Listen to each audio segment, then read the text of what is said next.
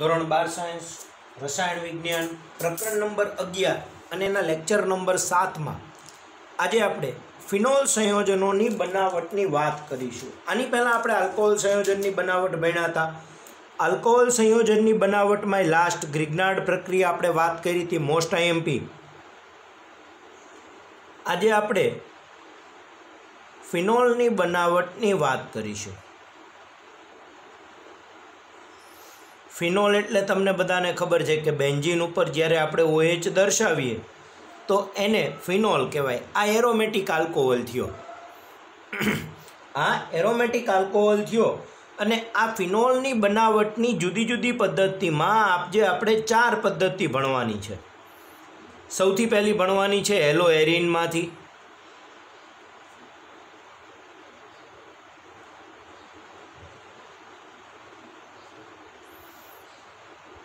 બીજી ભણવાની છે આપણે બેન્ઝીન સલ્ફોનિક એસિડમાંથી,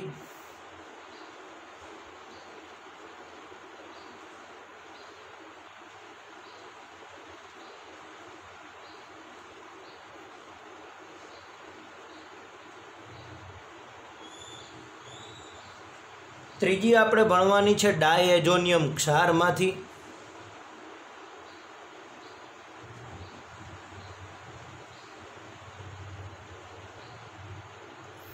અને ચોથી ભણવાની છે ક્યુમિન પદ્ધતિ।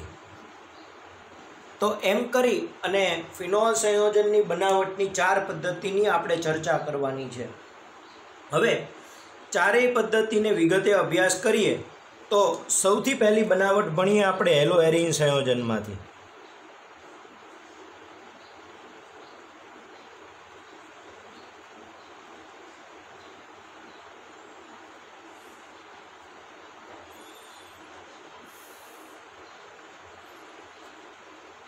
હેલો એરિન તમને બધાને ખબર પડે કે બેન્ઝીન ઉપર હેલોજન જોડાય તો હેલો એરિન સંયોજન કહેવાય। આ હેલો એરિન સંયોજનમાંથી ફિનોલ બનાવતી વખતે ક્લોરોબેન્ઝીનમાંથી ફિનોલની બનાવટ એટલે ડાઉ પદ્ધતિની વાત કરીએ કે ક્લોરોબેન્ઝીનને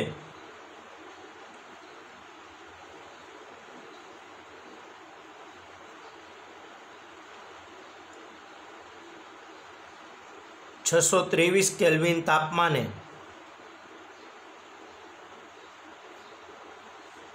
અને 300 વાતાવરણ દબાણે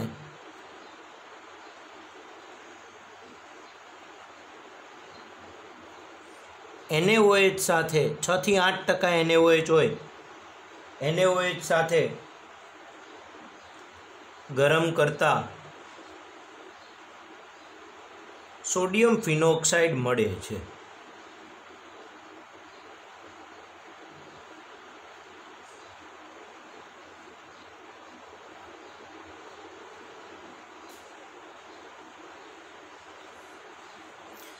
આ રીતે જ્યારે ક્લોરોબેન્ઝીનને આપણે NaOH સાથે ગરમ કરીએ તો પહેલા સ્ટેપમાં સોડિયમ ફિનોક્સાઇડ મળે છે અને આ સોડિયમ ફિનોક્સાઇડનું એસિડીકરણ કરતાં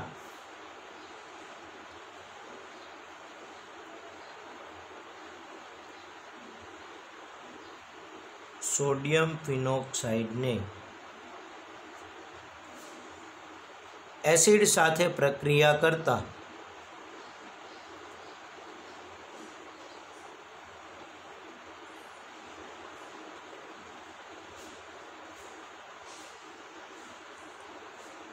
ફિનોલ મળે છે।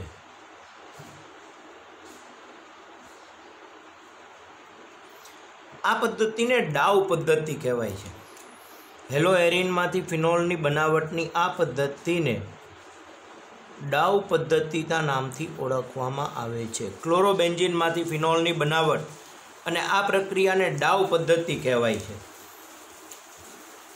આપણે પ્રક્રિયાનું સમીકરણ લખીએ કે ક્લોરોબેન્ઝીન એટલે બેન્ઝીન ઉપર ક્લોરીન, એની NaOH સાથે 623 કેલ્વિન તાપમાન અને 300 વાતાવરણ દબાણ સાથે પ્રક્રિયા કરીએ એટલે બેન્ઝીન ઉપર ONa બની જાય, આને સોડિયમ ફિનોક્સાઇડ કહેવાય।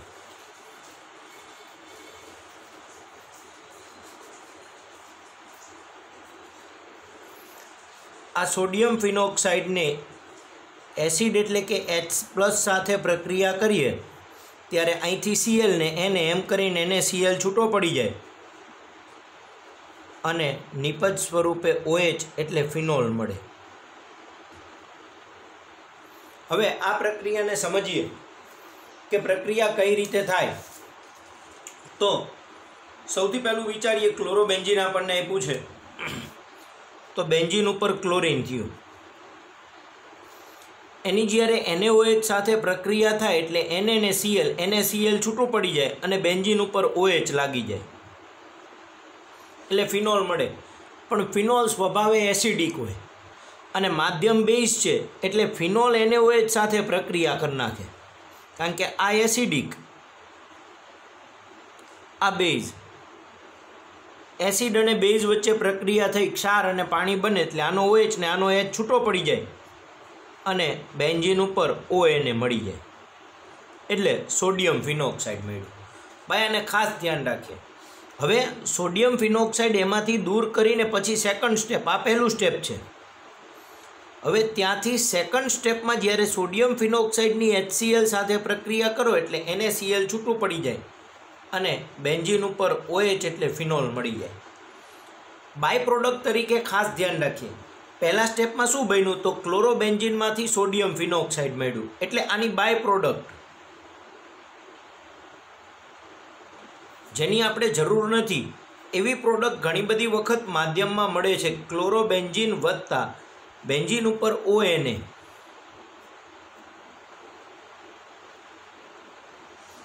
એની પ્રક્રિયા થાય એટલે Na અને Cl એમ કરીને NaCl દૂર થઈ જાય અને ફિનોક્સી બેન્ઝીન ડાયફિનાઇલ ઇથર બાય પ્રોડક્ટ તરીકે મળે છે.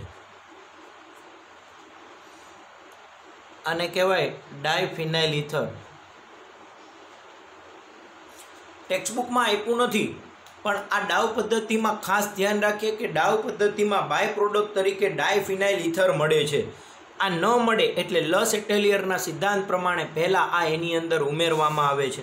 વધારાનું છે, યાદ રાખવા જેવું છે એટલે આમાં લખું કે આ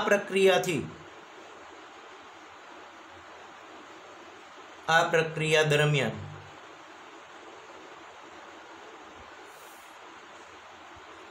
બાય પ્રોડક્ટ તરીકે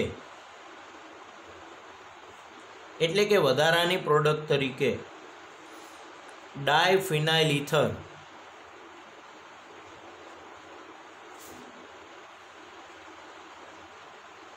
એનું બંધારણ લખીએ.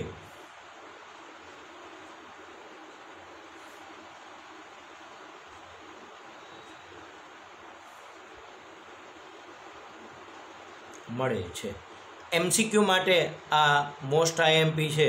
ઘણી બધી વખત MCQમાં પૂછાય છે કે ડાવ પદ્ધતિમાં બાય પ્રોડક્ટ તરીકે કયું સંયોજન વપરાય છે. તો કઈ રીતે બને તો તમને ખબર પડી કે સોડિયમ ફિનોક્સાઇડની ક્લોરોબેન્ઝીન સાથે પ્રક્રિયા થાય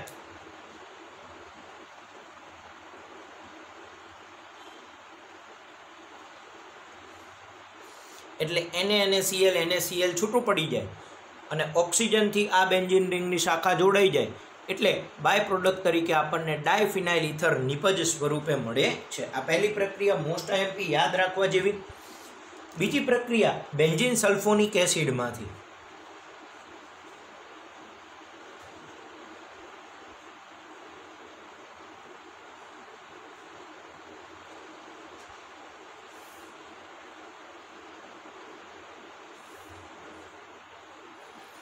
આ પ્રક્રિયા તમે ધોરણ 11 સાયન્સમાં ભણ્યા કે બેન્ઝીન ઉપર SO3H લાવીને NaOH સાથે પ્રક્રિયા કરો એટલે NaHSO3 છૂટો પડી જાય અને OH બની જાય. એટલે કે આ પ્રક્રિયામાં આપણે સમજીએ તો બેન્ઝીનની સલ્ફોનેશન પ્રક્રિયાથી બેન્ઝીન સલ્ફોનિક એસિડ મળે છે. આપણે પહેલેથી લખીએ, બેન્ઝીનનું સલ્ફોનેશન થતાં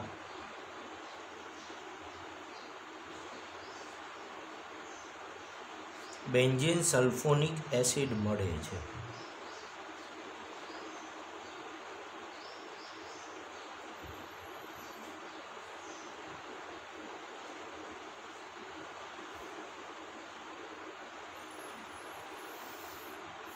જેને પિગલિત NaOH પિગલિત સોડિયમ હાઇડ્રોક્સાઇડ સાથે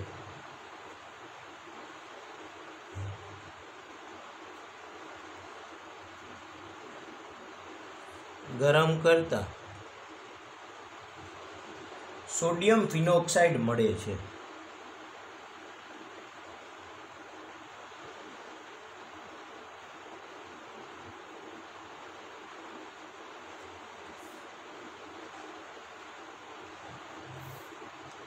જેની એસિડ સાથે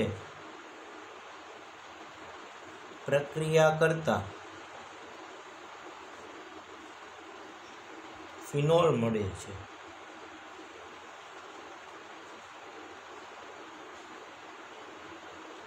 હવે આ પ્રક્રિયાને પણ ઓલી પ્રક્રિયાની જેમ પહેલા સમજીએ ને પછી લખીએ તો બેન્ઝીનનું સલ્ફોનેશન કર્યું એટલે તમને બધાને ખબર પડે છે કે આ બેન્ઝીન એનું સલ્ફોનેશન થાય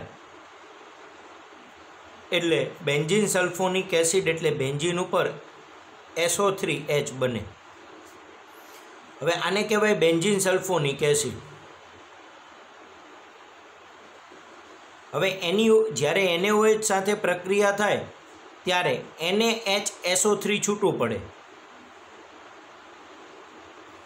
અને OH બેન્ઝીન ઉપર લાગી જાય એટલે ફિનોલ મળ્યું. પણ આપણે પ્રક્રિયા NaOH સાથે કરાવી એટલે માધ્યમમાં NaOH હાજર હોય એટલે ફિનોલ પાછો એસિડિક NaOH બેઝ પ્રક્રિયા કરી અને ક્ષાર સ્વરૂપે સોડિયમ ફિનોક્સાઇડ ONA બનાવે. હવે તમને ખબર છે કે અહીંયા ગમે ત્યાં લખો બધું હરખું જ કહેવાય. હવે આ સોડિયમ ફિનોક્સાઇડની વળી પાછી HCl સાથે પ્રક્રિયા કરીએ એટલે નિપજ સ્વરૂપે આપણને OH મળે છે. પણ આટલી બધી આપણને અહીંયા લખતા નથી. આપણે આ બે સ્ટેપમાં સીધું દર્શાવીએ તો પહેલા સ્ટેપમાં NaOH સાથે પ્રક્રિયા અને બીજા સ્ટેપમાં HCl સાથે પ્રક્રિયા થઈ નિપજ સ્વરૂપે ફિનોલ મળે છે. હવે આ સ્ટેપ તમે અહીંયા સમજ્યા. આ પહેલું ને બીજું સ્ટેપ અહીંયા ભેગું દર્શાવીએ તો રાસાયણિક પ્રક્રિયાના સમીકરણને લખી શકાય કે બેન્ઝીન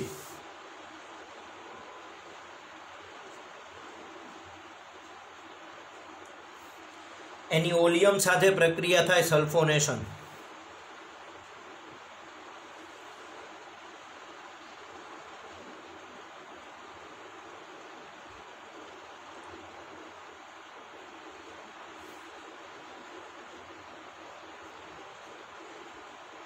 એટલે બેન્ઝીન ઉપર SO3H એટલે બેન્ઝીન સલ્ફોનિક એસિડ મળે.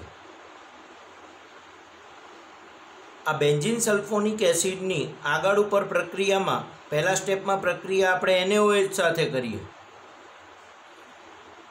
અને બીજા સ્ટેપમાં પ્રક્રિયા આપણે એની એસિડિક માધ્યમ H+ સાથે કરીએ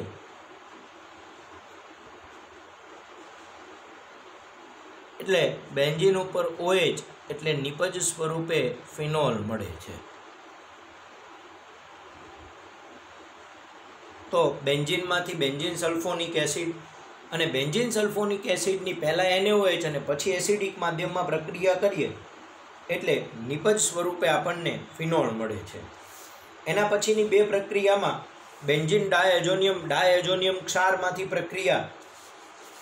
તો ડાયએઝોનિયમ ક્ષારવાળી પ્રક્રિયા તમને બધાને આવડે છે. એનો એરિન સંયોજનોની બનાવટમાં આપણે સેન્ડમેયર પ્રક્રિયા ભણ્યા હતા.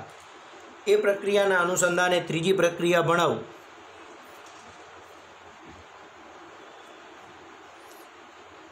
ડાયએઝોનિયમ ક્ષારમાંથી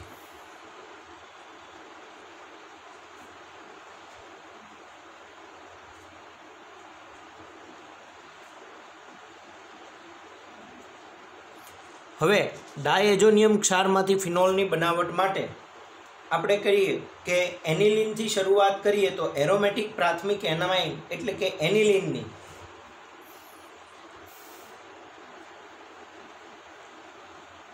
એરોમેટિક પ્રાથમિક એમાઇન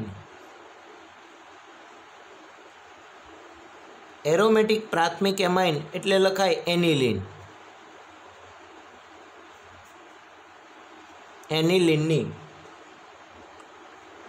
273 થી 278 કેલ્વિન તાપમાને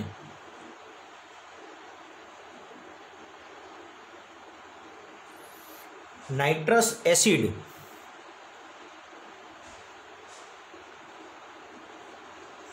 એટલે કે HNO2 એ મળે સોડિયમ નાઇટ્રાઇટ NaNO2 વત્તા HClની પ્રક્રિયાથી HNO2 મળે એની સાથેની પ્રક્રિયા થતાં બેન્ઝીન ડાયએઝોનિયમ ક્લોરાઇડ મળે છે.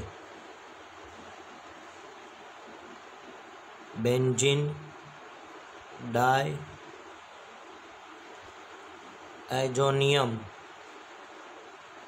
ક્લોરાઇડ મળે છે.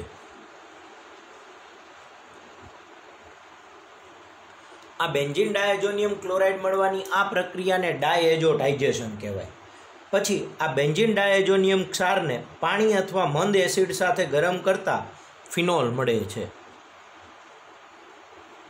તો બીજા સ્ટેપમાં બેન્ઝીન ડાયએઝોનિયમ ક્લોરાઇડને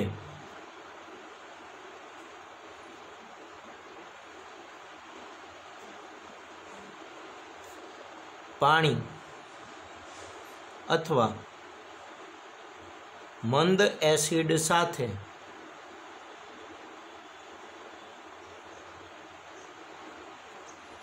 ગરમ કરતા ફિનોલ મળે છે.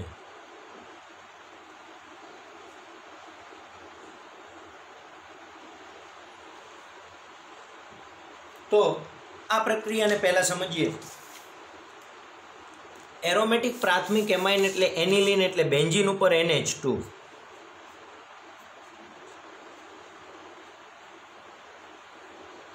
અને એનિલિન કહેવાય.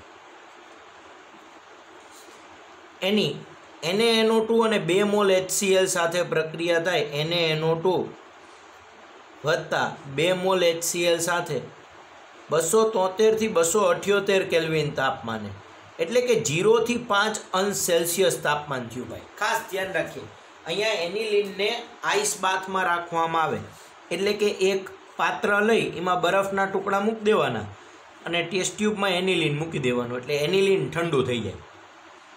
ઠંડુ થઈ જાય એટલે 0 થી 5 અંશ સેલ્સિયસમાં આવી જાય. પછી એમાં NaNO2 ને HCl નાખી દેવાના. એટલે કઈ રીતે પ્રક્રિયા થાય તો સમજો. 2H અહીંથી અને 2H અહીંથી 4H થયા અને 2 O2 એમ કરી અને પહેલાં તો 2H2O છૂટા પડી જાય. 2 હાઇડ્રોજન અને 2 હાઇડ્રોજન 4 હાઇડ્રોજન અને 2 ઓક્સિજન એટલે 2H2O ગયા. એક Na ને એક Cl NaCl છૂટો પડી ગયો. હવે અહીંયા વધ્યો નાઇટ્રોજન, અહીંયા વધ્યો ક્લોરીન ને અહીંયા વધ્યો નાઇટ્રોજન. તો બેન્ઝીન ઉપરના આ નાઇટ્રોજનની 2 સંયોજકતા ખાલી પડી એની સાથે આ નાઇટ્રોજન જોડાઈ ગયો. એની એક સંયોજકતા ખાલી પડી એની સાથે આ ક્લોરીન જોડાઈ ગયો એટલે આને બેન્ઝીન ડાયએઝોનિયમ ક્લોરાઇડ કહેવાય. પણ જ્યારે સંસ્પંદન થાય ત્યારે અહીંથી આ ઇલેક્ટ્રોન યુગ્મ આ ક્લોરીન લઈ લે અને આ ઇલેક્ટ્રોન યુગ્મ અહીંયા ભાગીદારીમાં આવી જાય એટલે સંસ્પંદન થાય ત્યારે બેન્ઝીન ઉપર N ટ્રિપલ બોન્ડ N આ N plus into Cl minus. હવે તમે 13મું ચેપ્ટર ભણ્યા જ છો. બેન્ઝીન ડાયએઝોનિયમ ક્લોરાઇડવાળી પ્રક્રિયાની વાત કરીએ તો 13મા ચેપ્ટરમાં આવે અને આ જ પ્રક્રિયા તમે 10મા ચેપ્ટર હેલો આલ્કેન અને હેલો એરિનમાં પણ ભણ્યા છો. તો આ બેને ભેગું થઈને N2 plus into Cl minus લખાય એટલે એને સંયુક્ત સ્વરૂપે આપણે બેન્ઝીન ઉપર N2 plus into Cl minus લખી છે એટલે કે બેન્ઝીન ડાયએઝોનિયમ ક્લોરાઇડ. હવે આ બેન્ઝીન ડાયએઝોનિયમ ક્લોરાઇડની H2O સાથે પ્રક્રિયા થઈ જાય, ગરમ કરીએ અથવા મંદ એસિડ સાથે ગરમ કરીએ ત્યારે આ 2 નાઇટ્રોજન છે એ N2 સ્વરૂપે છૂટા પડી જાય. અહીંથી H અને આ Cl HCl સ્વરૂપે છૂટો પડે એટલે અહીંયા OH વધે એ બેન્ઝીન ઉપર જોડાઈ જાય એટલે બેન્ઝીન ઉપર OH એટલે ફિનોલ મળી જાય. તો આ રીતે એનિલિનમાંથી બેન્ઝીન ડાયઝોનિયમ ક્લોરાઇડ અને બેન્ઝીન ડાયઝોનિયમ ક્લોરાઇડમાંથી ફિનોલ મળે છે. હવે પ્રક્રિયાના સમીકરણને લખીએ કે એરોમેટિક પ્રાથમિક એમાઇન એટલે એનિલિન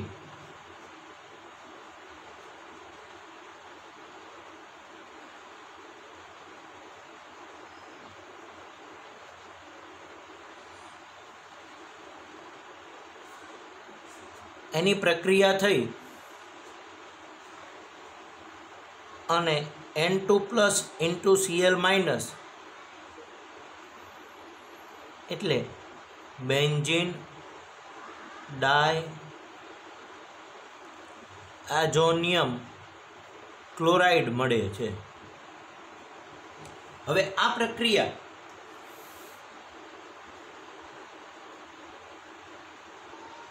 NaNO2 વત્તા 2 મોલ HCl સાથે 273 થી 278 કેલ્વિન તાપમાને થાય.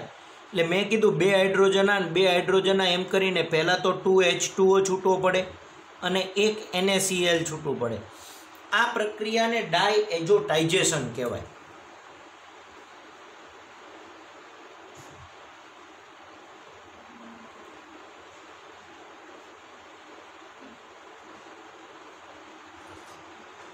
ભાઈ આ પ્રક્રિયાને ડાયએઝોટાઇઝેશન કહેવાય અને બેન્ઝીન ડાયએઝોનિયમ ક્લોરાઇડ મળે. આ બેન્ઝીન ડાયએઝોનિયમ ક્લોરાઇડને H2O અથવા તો મંદ એસિડ સાથે ગરમ કરીએ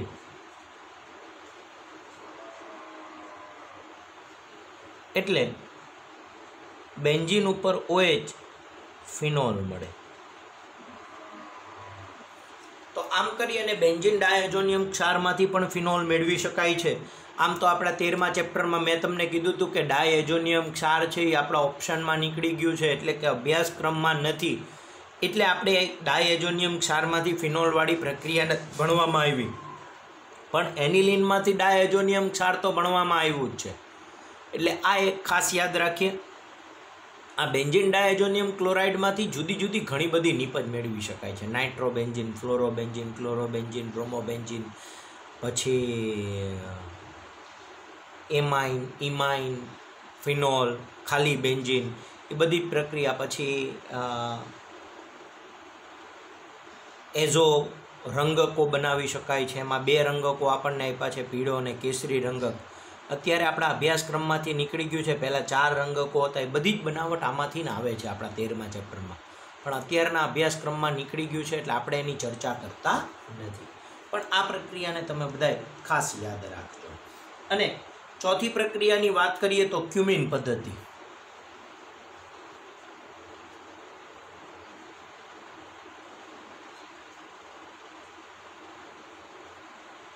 આખો પ્રશ્ન ફિનોલની બનાવટ, મોસ્ટ આઈએમપી પ્રશ્ન. લગભગ તો કોઈ દિવસ આખો પ્રશ્ન ન પૂછાય, પણ કોઈ 3 માર્કમાં પૂછી લે કે માત્ર બનાવટના સમીકરણ આપો, ફિનોલની બનાવટના સમીકરણ આપો, તો 1, 2, 3 અને આનું ચોથું સમીકરણ તમારે લખવું પડે. તો ક્યુમિન પદ્ધતિ, તો પહેલાં ક્યુમિન બનાવવાની વાત છે કે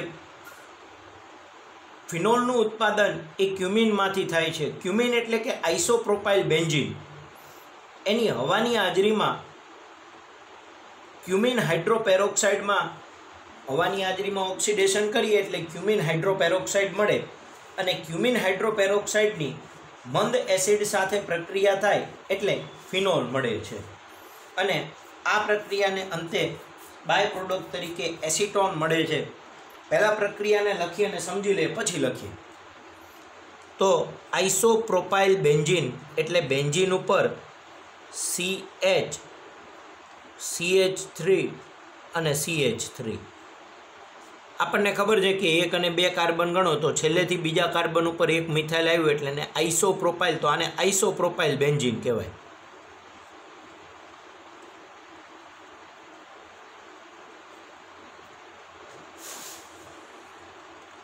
આનું ઓક્સિડેશન કરવાનું એટલે આમાં ઓક્સિજન ઉમેરવાનું. હવે આ આઇસોપ્રોપાઇલ બેન્ઝીનનું પ્રચલિત નામ છે ક્યુમિન. હવે જ્યારે એમાં ઓક્સિજન ઉમેરાય ત્યારે કાર્બન પછી OOH થઈ જાય, અહીંયા પેરોક્સાઇડ બનતી ઓક્સિજન ઉમેરાય અને 2 CH3 આમ થાય એટલે આને ક્યુમિન હાઇડ્રોપેરોક્સાઇડ કહેવાય.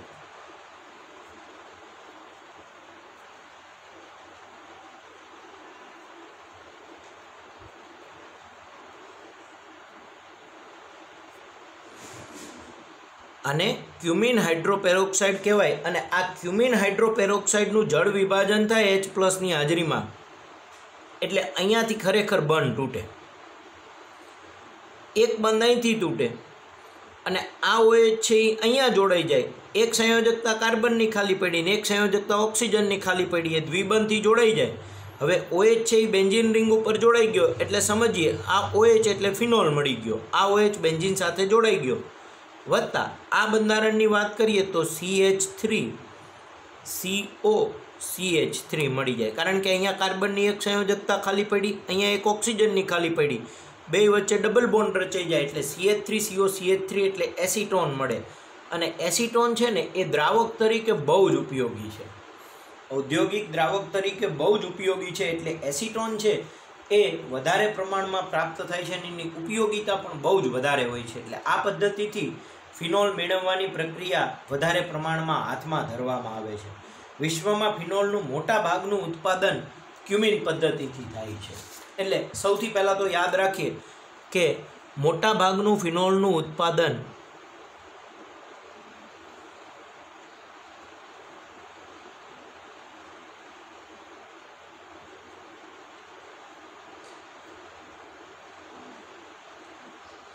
ક્યુમિન પદ્ધતિથી થાય છે.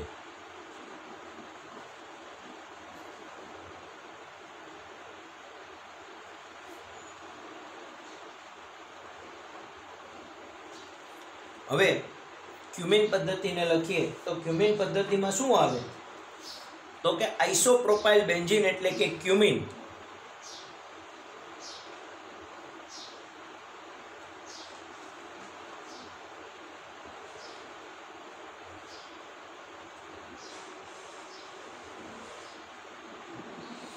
આઇસોપ્રોપાઇલ બેન્ઝીન જેનું પ્રચલિત નામ છે ક્યુમિન નું ઓક્સિડેશન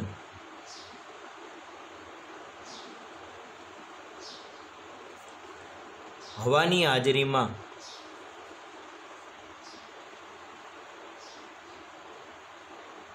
થતા ક્યુમિન હાઇડ્રો પેરોક્સાઇડ મળે છે.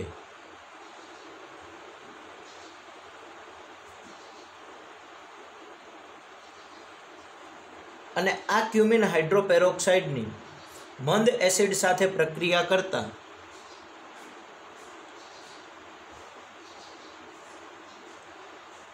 ક્યુમિન હાઇડ્રોપેરોક્સાઇડની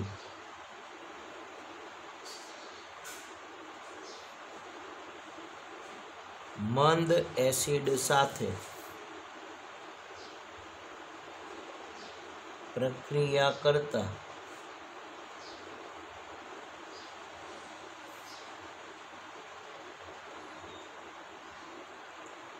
ફિનોલ મળે છે અને એસિટોન છૂટો પડે છે.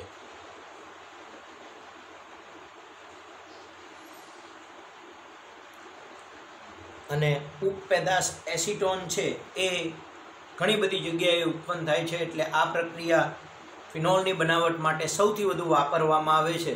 તો હવે આ પ્રક્રિયાના સમીકરણ સ્વરૂપે લખી નાખીએ તો બેન્ઝીન ઉપર CH CH3 અને CH3 એટલે આઇસોપ્રોપાઇલ બેન્ઝીન.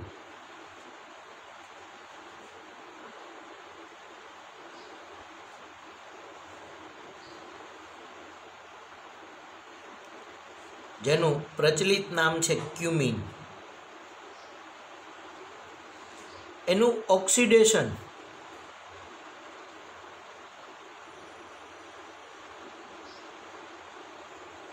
હવાની હાજરીમાં એટલે કે O2 ની હાજરીમાં થાય એટલે અહીંયા ઓક્સિજન જોડાઈ જાય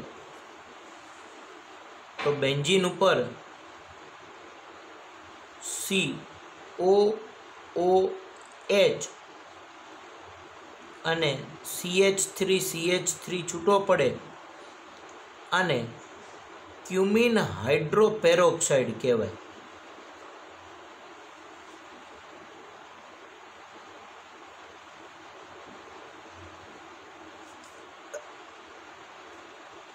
અને આ ક્યુમિન હાઇડ્રોપેરોક્સાઇડનું જળ વિભાજન મંદ એસિડ H+ ની હાજરીમાં H2O વડે થાય.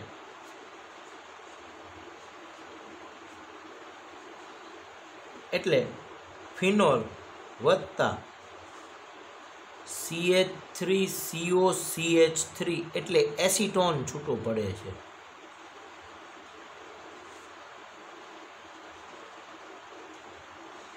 અને આ બાય પ્રોડક્ટ છે એસિટોન, એ દ્રાવક તરીકે ઇન્ડસ્ટ્રીયલ યુઝમાં સૌથી વધારે વપરાય છે. એટલે આ પ્રક્રિયા છે એના વડે મોટા ભાગનું વિશ્વની અંદર જે કંઈ ફિનોલ મળે છે એમાંથી મોટા ભાગનો ફિનોલ છે એ આપણને ક્યુમિન પદ્ધતિથી મળે છે. તો એમ કરીને આપણે ફિનોલની બનાવટની પ્રક્રિયાઓ પૂર્ણ કરી. એના પછી ભૌતિક ગુણધર્મ તમારા અભ્યાસક્રમમાંથી નીકળી ગયા છે, એટલે હવે આપણે સીધા જ રાસાયણિક ગુણધર્મની પ્રક્રિયાની વાત કરશું કે આલ્કોહોલ સંયોજનના રાસાયણિક ગુણધર્મ અને ફિનોલ સંયોજનના રાસાયણિક ગુણધર્મની વાત આપણે નેક્સ્ટ પિરિયડમાં કરશું.